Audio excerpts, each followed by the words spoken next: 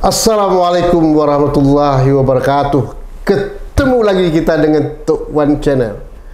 Cincin tuan-tuan dan puan-puan, alhamdulillah dalam suasana ibadah puasa Ramadan yang kita laksanakan sekarang ini dalam keadaan aman dan tetap beraktivitas dalam segala kegiatan dalam mencapai kehidupan kita di atas dunia ini.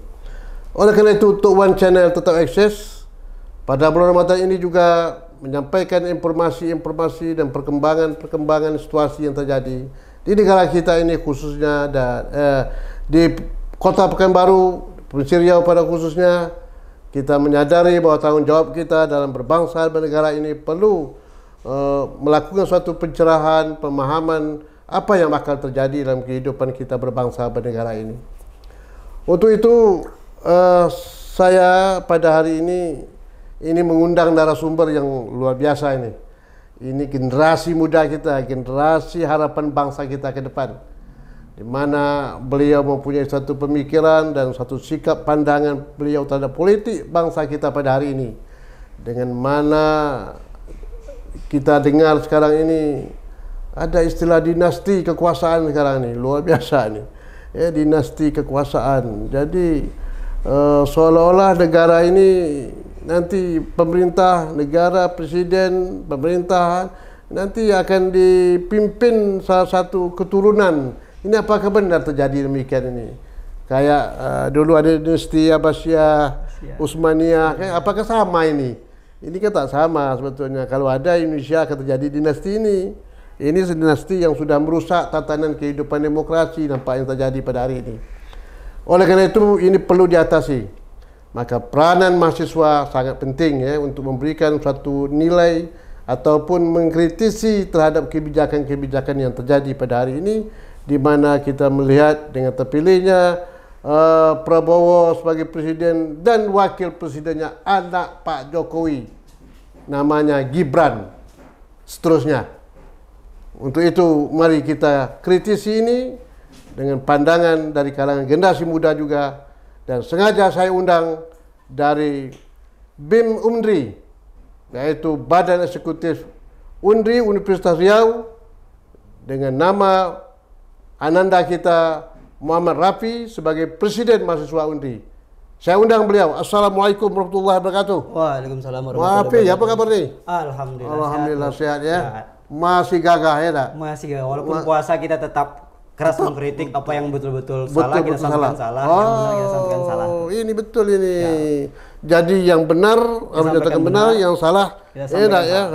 Betul-betul. Jadi dalam istilah agama tu watawassul bil haq watawafis sabri. Kita saling memberikan pandangan yang benar dan juga memberikan nasihat tidak terhadap hal-hal yang tidak benar juga ya. Ini benar ini. Sebagai mahasiswa harus punya sikap demikian. Saya sangat setuju itu. Jangan mahasiswa ini melempam saja ya.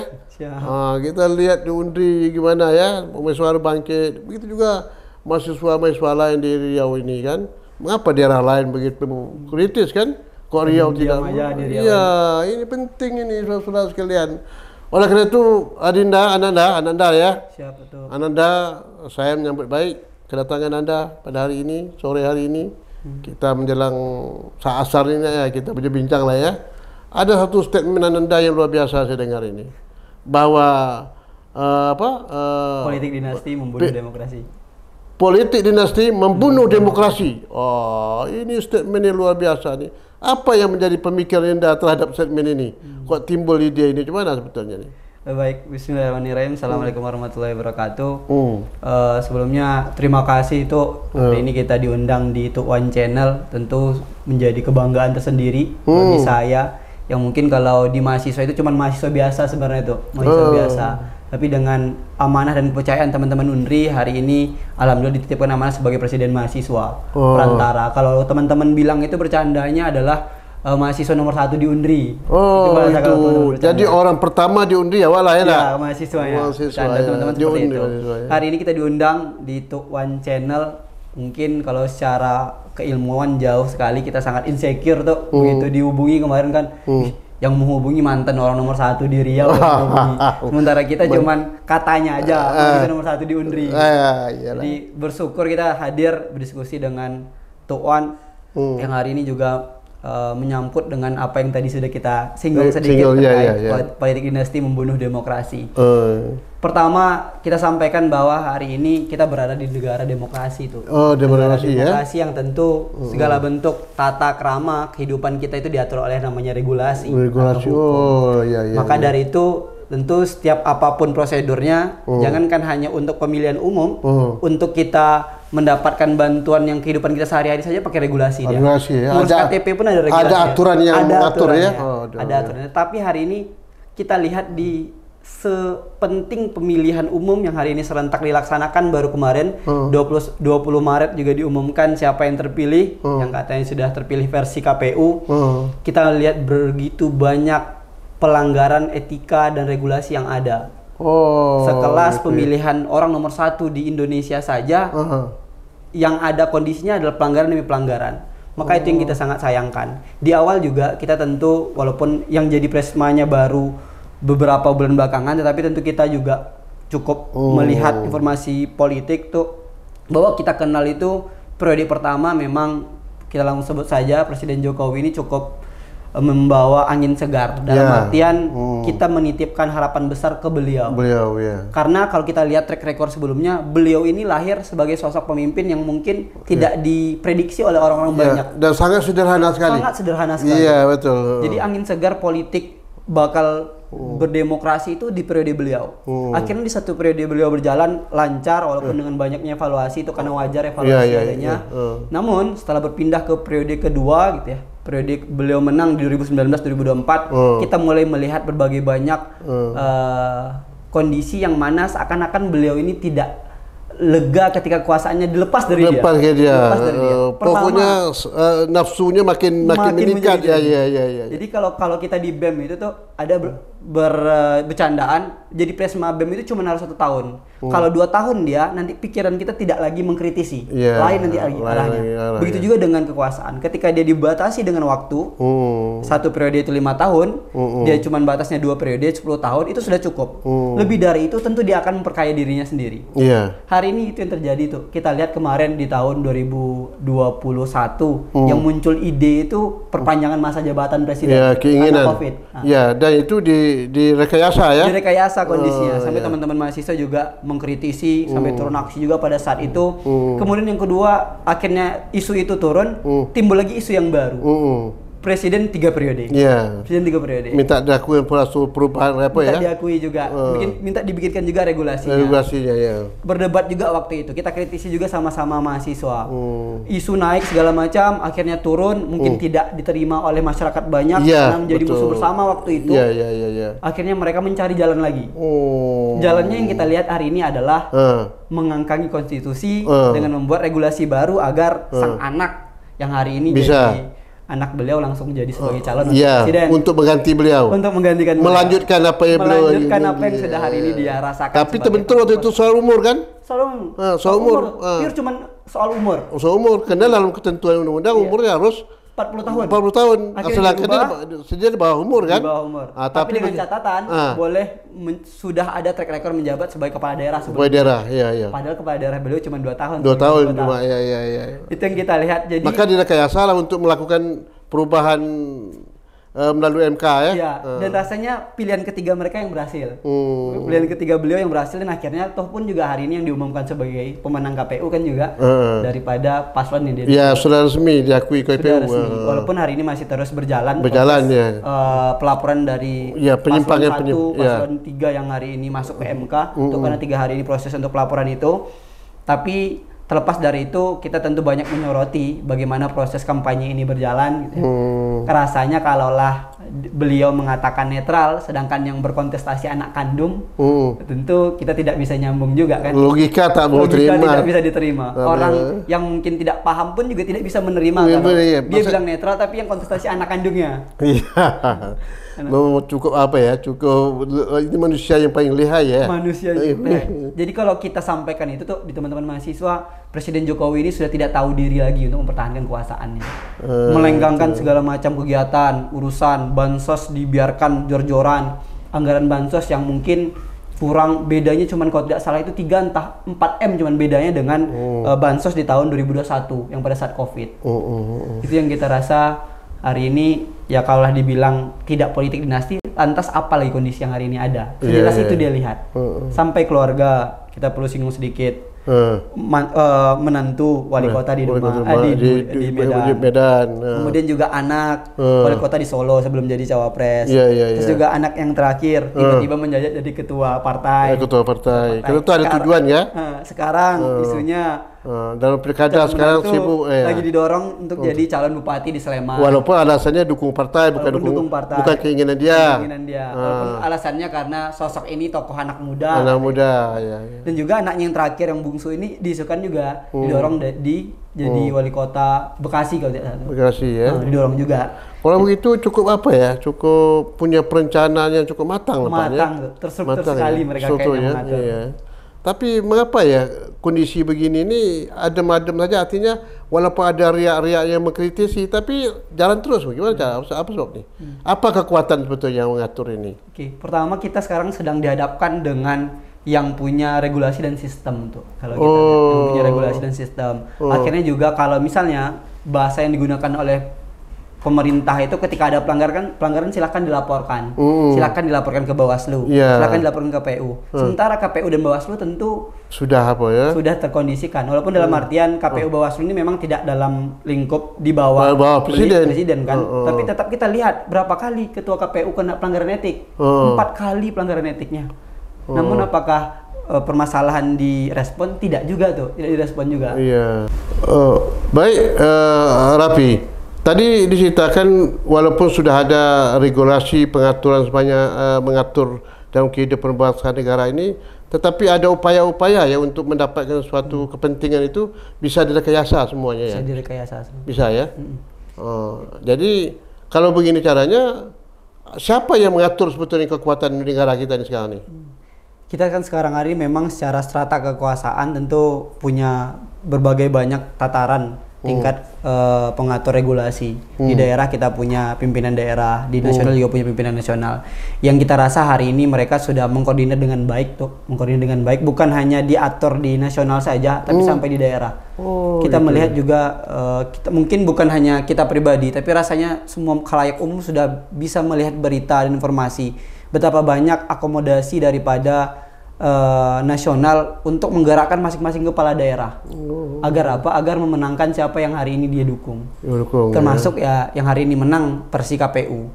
Jadi itu yang kita lihat sangat-sangat terstruktur dengan masif apa yang mereka atur toh. Yang mereka atur toh pun juga memang hari ini dia punya semuanya. Dia presiden, dia yang punya kekuasaan, dia bisa menggerakkan pihak-pihak yang mungkin sejauh ini cukup berpengaruh di daerah-daerah. Bahkan yang sekarang lagi naik sudah mulai kembali rasanya Dwi Fungsi Abri itu. Dwi Fungsi Abri. Dwi Fungsi Abri. Jadi apakah betul Abri itu ikut dalam kancah politik ini? Hari ini kita belum melihat langsung, tetapi kemarin kita nampak beberapa teman-teman, termasuk juga di Riau juga ada tuh tekanan-tekanan yang mungkin secara verbal digunakan oleh yang hari ini. Tapi pengertian Dwi Fungsi Abri ini bukan berarti Abri kembali balik ke politik, bukan. Tapi Abri ikut terlibat untuk memenangkan siapa yang hari ini diusahakan oleh kontestasi politik tersebut. Dan juga isunya kita masih isu, terus kita kawal itu kemungkinan akan ada regulasi baru katanya, regulasi baru terkait dengan pembolehan keterlibatan dari ABRI maupun pihak keamanan yang dulu pernah sempat cukup panas di atas tahun 1998-an, sebelum 1998 yang memang boleh pihak keamanan ini masuk ke kampus mengintervensi, dan itu yang kita rasakan mungkin di kakak abang dulu yang menjadi mahasiswa juga, sehingga hari ini kita melihat pengaturan yang kita nampak rekayasa yang tadi dibahasakan tadi terstruktur begitu masif dan begitu rapi oleh dia yang hari ini punya kekuasaan. Mungkin secara tangan beliau tidak akan mengkotori tangan beliau dengan beliau yang terjun langsung tapi beliau punya banyak atribut ada invisible hand ya. Iya, tinggal mengatakan tangan Tuhan beliau kan ada arah-arahnya, tinggal tunjuk-tunjuk saja mungkin sudah clear. Termasuk di Riau kita dapat langsung kemarin. Dan juga hari ini kita perlu sampaikan, kalaulah dibilang pemilu 2024 itu damai, tidak damai. tidak ada damai sama sekali ketika kita melihat di mata kepala kita sendiri berbagai banyak kecurangan, berbagai banyak hari ini kita lihat pas kampanye money politik bermain begitu masif. Jadi waktu pemilu kemarin itu di Riau juga terjadi hal-hal demikian ya. Pas mereka datang ke Riau juga tuh. Karena kan ketiga paslon ini tentu hadir ke Riau. Ya. Hadir ke Riau dan memang biasanya dari apa yang ada kita juga tidak menyalahi paslonnya karena kadang di Riau ini bukan masyarakat kita ini tuh kalau tidak begitu diundang kegiatan pasti yang mereka tanya adalah ada tidak uangnya, ada tidak dapat ininya, pasti itu yang mereka tanya dan akhirnya itu yang disambut baik oleh mereka yang hari ini berharap memenangkan kekuasaan, akhirnya mereka keluarkan jor-joran. Kita temukan langsung tuh pada saat mereka hadir di Riau, di amplop dia, padahal kan sudah diatur pakai regulasi. Kalaupun akhirnya orang yang hadir di pada saat kampanye tersebut diberikan duit atau aksesoris, kan cuma dibatasi sebanyak 60.000. Dibatasi 60.000, tapi yang diberikan jumlahnya ya ratusan dalam bentuk amplop. Gitu. Bahkan kita juga mendapatkan temuan untuk mengumpulkan mereka saja juga didata uang. Didata ya semua kali ya, luar biasa ya, begitu secara masif, secara struktur ya, yang sistematis ya, sangat itu. Jadi setelah terjadi pemilihan presiden kemarin ini dan kita melihat kenyataan ya, dengan sangat menjolok sekali ya kemenangan paslon 2 ya, yang tak diduga-duga sama sekali kan. Itu sudah diprediksi mungkin ya. Ya sudah diprediksi mungkin ya. Rasanya sudah diprediksi, makanya mereka kencang untuk satu putaran. Padahal kan 3 paslon tuh. 3 paslon ini biasanya jarang betul untuk satu putaran kan. Iya, jarang. Jangan kan berharap 2 putaran. Rupanya yang kondisi real temuan KPU cuma 2 provinsi yang dimenangkan oleh orang di luar daripada paslon 02. Iya, yaitu provinsi Aceh sama Sumbar cuma ya. Memang daerah itu dijadikan penampilannya seolah-olah daerah yang sangat radikal dan apanya tinggi ya, ya. Pun habis juga mereka di sana kan dibikin sama kekuasaan. Itu ya. Kemudian ini akan membawa dampak juga tadi kata Adinda Rafi tadi, ini sistem ini pemilihan presiden itu sampai nanti pada pilkada akan sangat berdampak tuh kalau kita bilang. Karena hari ini kan mereka berkaitan yang mungkin mohon maaf yang hari ini sebagai caleg barangkali yang belum duduk di tahun ini di 2024 di pileg serentak di bulan Februari tentu akan diarahkan atau mengambil kesempatan jadi pilkada baik dari bupati, wali kota maupun gubernur nantinya. Itu kan akan berjalan. Jadi apa yang mereka lakukan pada saat pileg di Februari ini tentu kita menilai tidak akan jauh berbeda dari apa yang nantinya akan mereka lakukan pada saat pileg. Ataupun juga kalau kita kemarin sampaikan ketika mengawal siapapun yang akan duduk sebagai presiden ini tentu harus komplit semuanya dengan mengawal siapa yang akan jadi gubernur Riau. Karena nilai atau gagasan yang mereka bawa sebagai presiden tidak akan terakomodir dengan baik sampai ke Riau jika yang terpilih sebagai gubernur Riau tidak mampu mentransformasikan hal tersebut. Ini harus sejalan ya? Sejalan. Kepentingan pusat presiden nanti dengan daerah ini sangat sejalan. Ya. Apa yang digagas, misalnya bagus gagasan dibawa oleh presiden hari ini yang terpilih, harus diturunkan oleh gubernur Riau nantinya yang akan terpilih juga yang baru. Begitu juga dengan pola ke atas, dalam artian suara masyarakat Riau juga harus sampai ke nasional nantinya lewat perantara para pemimpin kita yang di daerah. Harus sejalan dia. Sejalan kali ya? Ya. Jadi kalau begitu Riau ini kita belum tahu ya siapa figur yang akan masih kita kawal kan tuh. Kawal ya. Ini mahasiswa harus perlu mengantisipasi ini. Dan juga dari kita tuh kebetulan dari BEM Unri khususnya kita pengen fokus ke pilkada hari ini karena rasanya momentum kebetulan 5 tahunan pilkadanya di Riau ini dapat di periode saya tuh. Periode teman-teman BEM Undi periode tahun 2024. Maka targetan kita itu kita ingin nanti siapapun nanti yang akan mendaftar sebagai calon gubernur bisa beradu gagasan di kampus tuh. Tidak pun dalam bentuk debat, menyampaikan gagasan saja. Kalau debat tentu kita melanggar mengangkangi KPU kan KPU tentu punya jadwal khusus untuk mereka berdebat. Tetapi kalau untuk datang ke kampus, apakah itu memang ada ketentuan tidak boleh misalnya di kampus ada perdebatan? Kalau kemarin sempat dilarang untuk perdebatan, tapi kan sekarang kita konsepnya tidak untuk berdebat tuh, menyampaikan gagasan di waktu yang berbeda sedikit. Karena waktu kemarin teman-teman UI juga menggunakan itu tuh, UGM juga menggunakan itu kampusnya, presiden diundang langsung, Kadin juga menggunakan gitu, cuman waktunya berbeda. Misalnya hari ini jam 12 paslon 01 sampai jam 2. Jam 3 paslon 02 sampai jam 4. Kemudian berikutnya paslon 03. Iya, kemarin kan masuk kampus kan? Masuk kampus. Tapi diundang resmi oleh rektor kan? Ya, oleh rektor. Itu kita pengen regulasi gitu nanti tuh di Undri kalau bisa. Undri begitu juga rencananya kita ya. Undang calon gubernur. Tapi kan dalam apa nanti itu dalam bukan debat, artinya dalam dialog nanti itu. Tapi tentu ada juga yang akan menyampaikan tanggapan dan kritis gitu ya. Dan itu kita harap audien terkhusus, tentu kita akan mengundang para akademisi itu, para guru besar kita di Undri yang hari ini secara pemahaman tentu lebih mengerti terkait itu. Jadi di situ nanti bisa kita nilai ya, kita nilai gagasan dia itu apakah. Dan kita uji itu. Uji ya, kita nilai. Apakah pantas tidak memimpin Riau ke depan. Dan itu kata saya wajar. Kalau kita mencari seorang sosok pemimpin di Riau ini, yang betul-betul kita inginkan pemimpin yang memiliki wawasan ya, pemikiran yang sangat bagi kepentingan Riau ya. Karena kita tak mau juga kan istilah membeli kucing dalam karung kan ya. Betul. Kita melihat bahwa Riau ini sangat kompleks masalahnya. Nah, dan ini tidak sembarangan orang. Nah, yang menjadi masalah sekarang ini yang menentukan calon kan partai politik. Ya. Punya tiket partai politik. Politik. Tentu partai politik ini terutama dia sendiri yang akan menunjukkan diri. Nah, ada tak kira dia sebagai ketua partai tapi nilai kita dia belum layak jual gitu. Gimana tuh? Jadi ini juga jadi masalah kira-kira. Dia partai politik, dia menentukan calon nanti itu. Tetapi kita nilai dia mau maju sekarang itu umpamanya ya, tapi kita nilai dia belum layak. Artinya apa? Segi pengalaman, di segi track record dia kan, mungkin dia bisa bicara di DPR, tapi kan mengurus masyarakat kan tidak sama kan, bicara di DPR kan, belum tentu kan. Ini kan sangat masalah juga.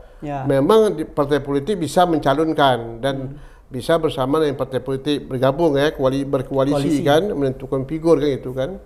Nah, kira-kira nanti di kalangan mahasiswa ini ada memberikan suatu kriteria calon gubernur yang akan datang kami ingin kayak begini. Ada kira pemikiran itu?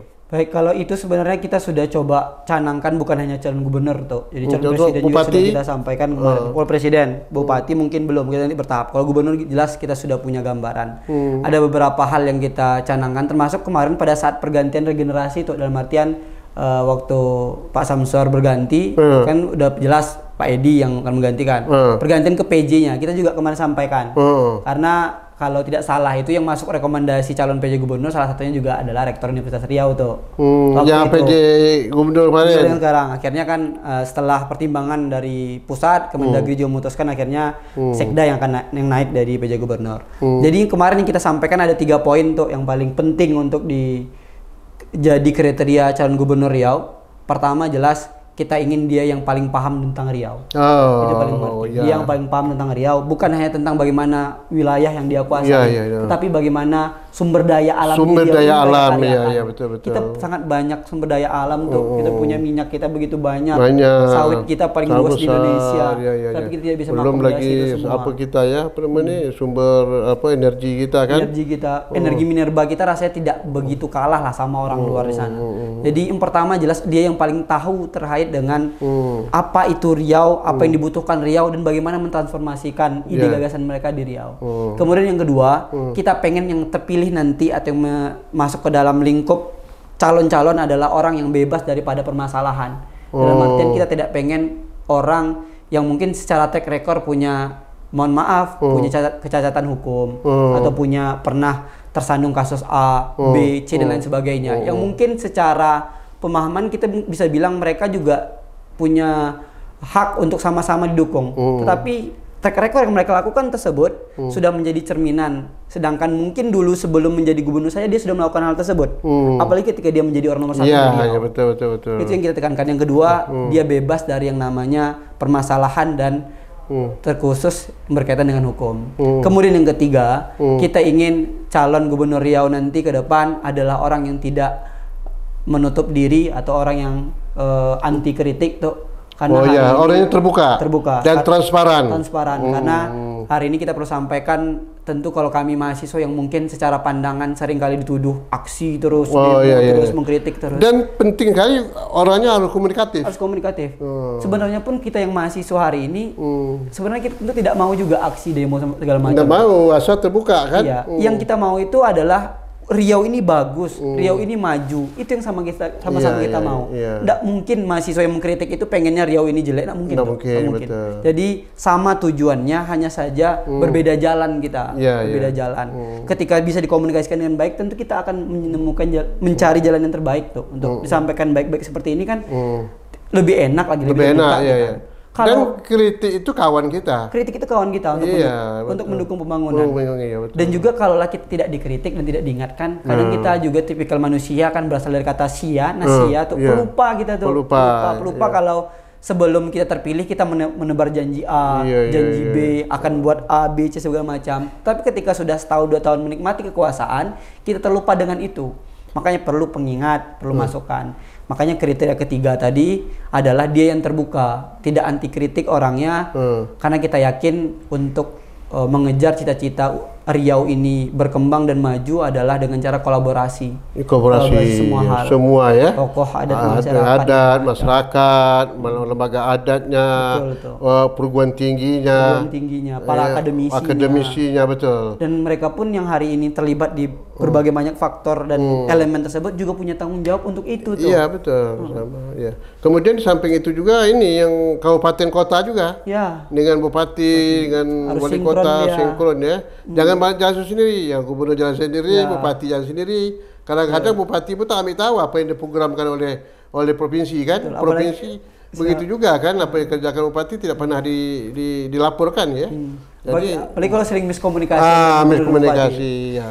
Tapi tak kalah penting juga satu begini. Betul. Money politik. Money politik. Wah, ini paling dahsyat ini. Ya, gimana untuk mengatasi ini? Terkait money politik. Ini sekarang kan politik sekarang ini kan kos politik cukup tinggi sekarang ini. Gimana nih ya? Gimana kita mengatasi ini sebetulnya? Money politik ini sebenarnya kalau kita sampaikan menurut pendapat saya pribadi nih melihat ini sudah menjadi penyakit bawaan masyarakat. Ini masalahnya. Kenapa? Ya, penyakit bawaan. Karena kita lihat betul, misal kita tentu yakin masing-masing daripada kontestasi pemilihan itu tentu ada yang jujur tuh. Pasti kita tidak akan mendiskreditkan mereka semua. Ya, ada. Gimana apa. Jadi dalam artian ada juga mereka yang mungkin secara kontestasi mereka tidak menggunakan money politik. Namun pada saat mereka di lapangan ingin berkampanye, yang ditagih oleh masyarakat adalah duitnya. Itu minta aja dalam istilah orang Mengkales. Ulu lah katanya. Ulu itu apa artinya? Apa itu? Duit. Kasihlah duit gitu. Kalau tidak ada duit mereka tidak mau datang. Tak mau milihnya. Siapa yang ngasih baru pilihnya. Jadi yang niat awalnya pengen berkampanye itu tanpa mengeluarkan money politik, ketika ditagih oleh masyarakat atau rakyat, jadi mereka akhirnya ujung-ujungnya money politik juga. Politik, ya. Jadi masyarakat yang menjadi persoalan. Nah, bagaimana cara kita memberikan pendidikan pada masyarakat bahwa hal itu tidak dibenarkan dalam demokrasi dan itu bertentangan dengan agama kita. Ya, dan itu juga kalau kita lihat harus perlu kerjasama seluruh elemen masyarakat, tuh bukan hanya masyarakat saja, tapi paslonnya juga berkomitmen bersama untuk itu. Iya, paslon ini juga. Mau gimana pun kondisi. Nah, mau nak paslon itu dia untuk maju berkompetisi nih ya, tapi dia tak pakai uang nih, artinya tidak mau tak dia? Nah itu kita harus ada komitmen bersama, entah itu dia fakta integritas nanti namanya, yang memang kalau bisa itu betul-betul dikontrol oleh sebuah bagian atau badan yang memang ketika mereka di lapangan itu tidak mengeluarkan money politik sama sekali. Kontrolnya harus jauh ke situ arahnya, karena hari ini kalau kita lihat tuh, mohon maaf kalau misalnya kita hanya bergantung kepada pengawasan dari Bawaslu. Bawaslu terbatas tuh. Bawaslu terbatas. Perlu kita yang mengawasi daripada kampanye-kampanye calon-calon ini. Mereka kampanye di berbagai banyak kegiatan. Siapa yang tahu di semua kegiatan itu mereka selipkan amplop.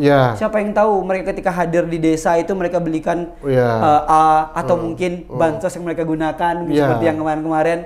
Jadi itu yang kita lihat. Perlu semua elemen masyarakat bekerja sama untuk mengawasi ya. Mengawas. Betul, ya. Masyarakat kita ingatkan, kita cerdaskan bahwa money politik ini tidak bisa dilanjutkan. Toh pun kemarin informasinya ada regulasi hukum. Jadi bukan hanya yang memberikan money politiknya aja yang kena hukum, tapi yang menerima juga kena hukuman. Betul gitu. Kalau mudah ketentuannya begitu. Tetapi kenyataannya itu tak ketemu.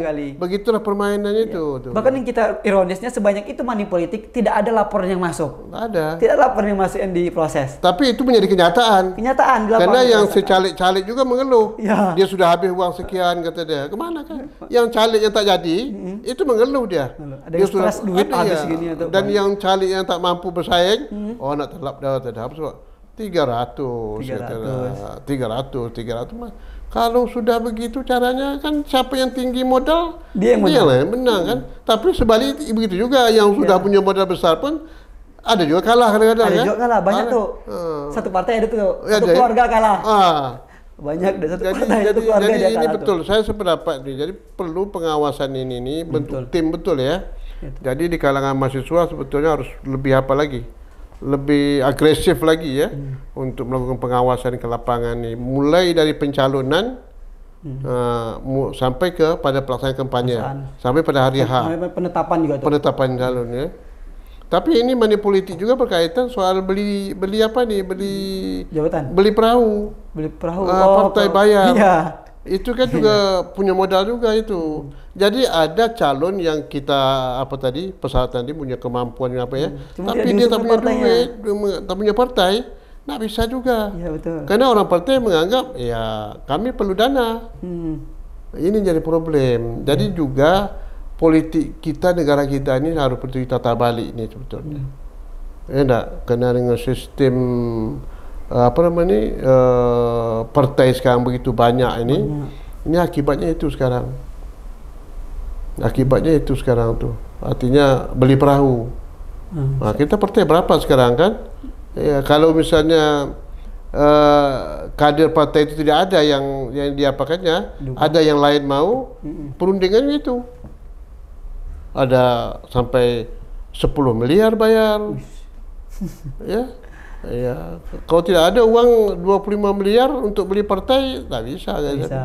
Apalagi di masing-masing partai sekarang ada yang perang bintang deh tuh. Ya. Perang bintang, toko-tokonya di situ semua. Ya, semua itu mereka bingung siapa yang mau mereka usung. Jadi kesimpulannya sekarang politik kapital. Kapital.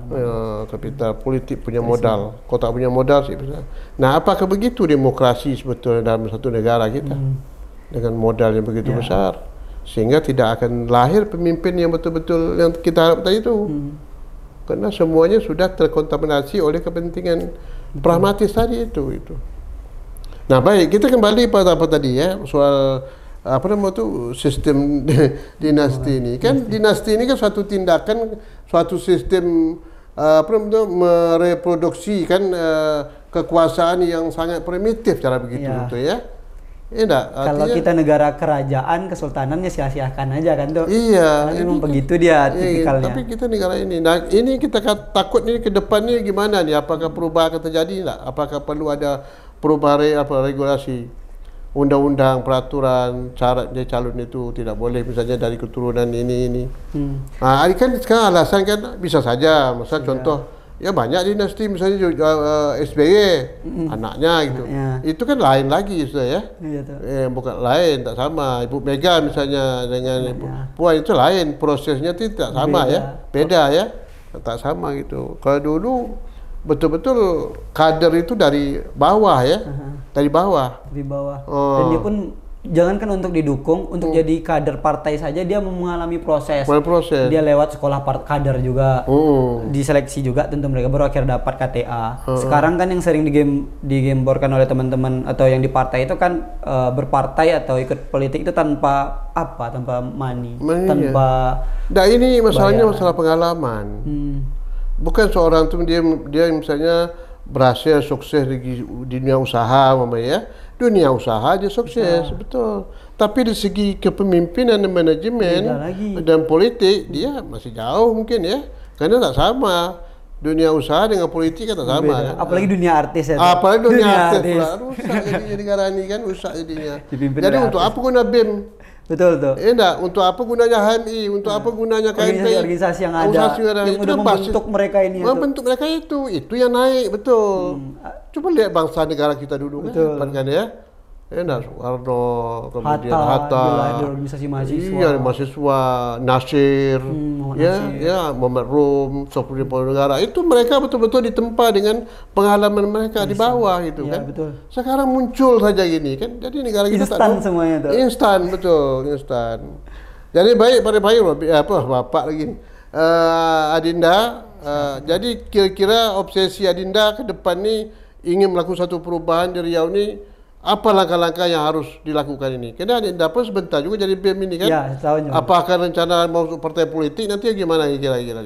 Kalau yang pertanyaan terakhir tadi kita masih belum bisa jawab tuh, karena kita memang pengen fokus untuk menyelesaikan amanah dulu. Iya, artinya studi ini selesaikan dulu. Tentu kan bagaimanapun rencana kita menjadi mahasiswa ini kan akan menjadi sarjana. Sudah sarjana tentu ada tujuan lain, misalnya sampai S1, S2, S3 kan. Kemudian akhirnya apa kita inginkan itu? Kalau kita yang terlihat hari ini memang fokusnya menyelesaikan amanah dulu. Tapi nanti lagi-lagi untuk berkontribusi pada daerah kita kan banyak jalannya tuh. Gitu. Jalannya kalau hari ini kita mahasiswa, kita berkontribusi dengan mengingatkan lewat BEM, lewat mahasiswa. Tapi nanti ketika sudah berganti kepengurusan, kita tidak mahasiswa lagi, maka mungkin opsi-opsi seperti bergabung pada partai politik, bergabung pada sebuah komponen yang mempunyai pemangku kebijakan, organisasi-organisasi yang ada hari ini juga merupakan pilihan yang bisa kita ambil. Untuk apa? Untuk kita tetap masih terlibat memberikan kontribusi kita sendiri, seminimal mungkin di daerah kita tercinta di Riau. Apa yang bisa kita berikan? Tapi kalau untuk tahun ini atau yang sedang berjalan, kita memang fokus untuk menyelesaikan amanah di BEM karena begitu banyak tantangan yang ada, termasuk tadi seperti yang disinggungkan, tentu kita berharap politik dinasti ini tidak turun ke provinsi. Provinsi Riau. Walaupun gambarnya ada. Gambarnya ada yang memang ketiga-tiganya anak, beradik, anaknya, ayahnya juga juga ada. Tapi itu jangan terjadi ya. Jangan sampai terjadi. Catatan kita nih ya, jangan terjadi. Dan ini harus dikawal. Karena toh pun juga informasi juga tidak duduk juga kan. Terima kasih luar biasa nih dari pemikiran Muhammad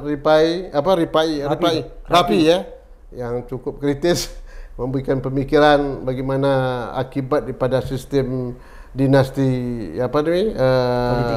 politik yang akan mencederai demokrasi dan jangan sampai terjadi sampai ke daerah. Dan begitu juga menyangkut masalah pilkada nanti, ini perlu ada pengawalan. Kita mencari seorang sosok pemimpin Riau ke depan yang betul-betul mengerti dengan daerah Riau ini, memahami daerah Riau ini, mengerti dengan kultur budaya Riau ini, mengerti dengan potensi Riau ini, dan juga punya keberanian untuk memperjuangkan kepentingan Riau ini. Dan juga tidak kalah pentingnya bagaimana berkolaborasi ya dengan semua pihak, dengan kampus, dengan lembaga adat, dengan tokoh masyarakat, dengan ulama, semuanya harus bersinergi untuk membangun Riau ini. Dan satu lagi yang penting, bagaimana dia bisa memaksakan dan memberikan suatu pada pemerintah pusat, artinya meminta perhatian pemerintah pusat terhadap daerah, karena sudah banyak hasil Riau ini memberikan Riau sumbangan yang cukup besar ya. Tapi tidak balik ke Riau. Tak balik ke Riau, ini juga harus kita perjuangkan nanti oleh pemimpin kita yang baru. Terima kasih Mbak Rifai. Terima kasih juga tuh sudah selamat bertugas balik di BEM. Dan semoga Anda sehat selalu, sukses belajar, dan tetap peka dengan kepentingan masyarakat di Riau ini. Assalamualaikum warahmatullahi wabarakatuh. Waalaikumsalam warahmatullahi wabarakatuh.